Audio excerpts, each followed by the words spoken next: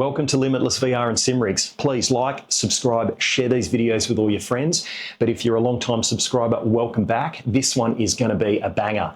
If you're into Microsoft Flight Simulator or your flight sims in general, this has been really heavily requested. People want to see what the performance uplift is like with the 5090 and the 4090 flying through New York City.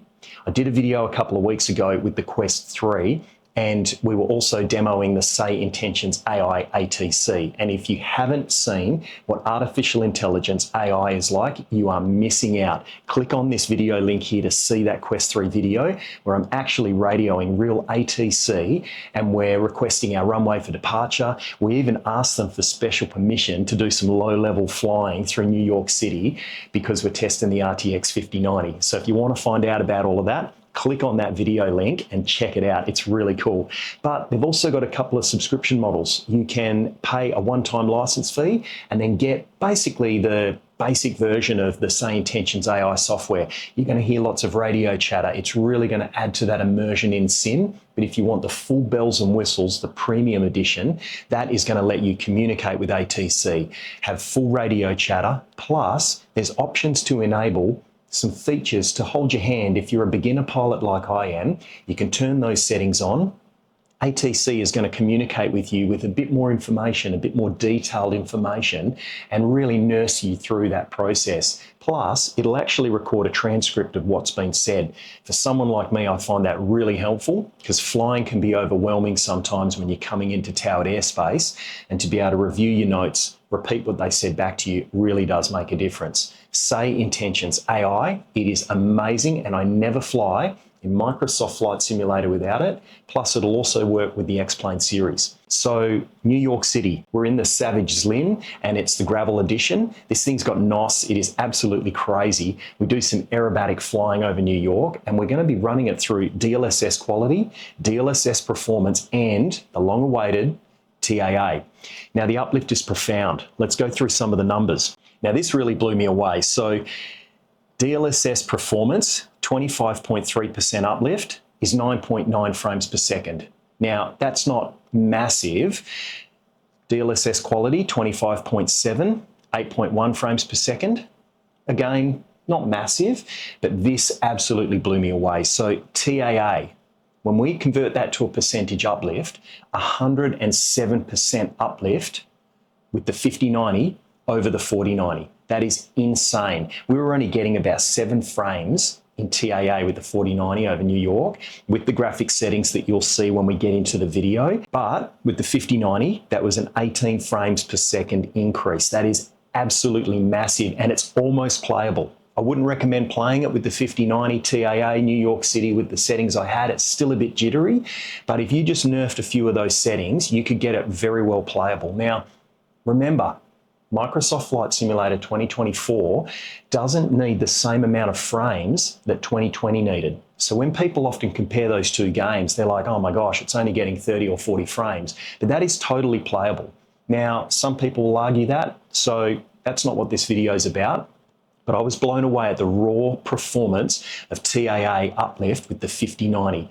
We are running the Pimax Crystal Light, and everyone's been wanting me to review with that headset, which I have done in the previous videos, but they want to see some screen recordings. So what I've done, I've actually set up the camera that I'm recording on right now in front of this monitor, and I've actually got the CapFrame X overlay, so you're going to see frame timing, you're going to see the CPU usage of it delivering the packets of information to the graphics card and whether or not that's lagging anything up. Plus, you'll see all of my computer specs on screen. We're going to see power draw, memory usage. It's all there.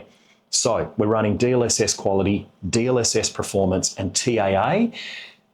Wow, pretty interesting results. Now, a huge thank you to Steve from Hardware Unboxed. These videos would not be possible without the support of the team at Hardware Unboxed. Steve sent me the RTX5090 Supreme OC for me to be able to make these benchmarks. So a massive thank you to those guys. And if you haven't seen Steve's video reviewing the 5090 Supreme OC, plus he's got some other cool videos now. They've also got the Gigabyte card out, and he's also done some water cooling cards. So really worth checking those videos out. I'll put a link to the 5090 Supreme review up here now.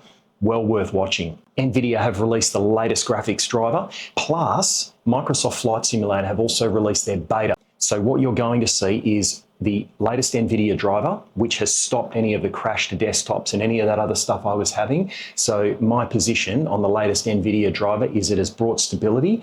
Whether or not it's brought any additional frames, I'm not entirely sure. My results from flying through the Grand Canyon in previous tests didn't really show me that there was much, but stability is a big one. Microsoft Flight Simulator have released their beta. So this is actually me testing it using the latest beta because there's some improvements for VR and they seem to shine through. I didn't have any issues getting my in-game little ribbon up so I could change the time of day and those sorts of things. So for the most part, I think that's a win as well. Also want to give a quick shout out to Omni Whatever. Absolute legend, brother. Thank you so much. We've been chatting back and forth on Discord. He's been sharing lots of really important steps and bits of information with me. He was also helping me try and get OBS working so that we could screen capture Flight Sim 2024. That's the biggest problem with it. And the reason I'm using the camera recording the screen is I just cannot get that FPS hit to not be as much as it is. And I'll show you on screen in a minute the difference between OBS versus no OBS for screen recording, and it's almost 10 frames per second. I can only put it down to the fact that I'm running a 9800X3D and any additional load that's happening in the background is just can't cope with it. I've tried a whole different type of graphic settings and tweaks, and Omni Whatever was giving me all sorts of little bits and pieces to try and tweak and get right. He definitely helped and improved it, but for the most part, I think for now, I'm just going to run with the camera in front of the monitor until I can get something else sorted out. Of course, the Quest 3 doesn't have these issues, but trying to record Pimax Crystal Light footage for the purposes of benchmarking is really hard. And I want to bring you every single frame that I can to show you the real world difference, because this is a damn expensive card. So if you're thinking of buying it, I think you need to know what you're in for. Let's go.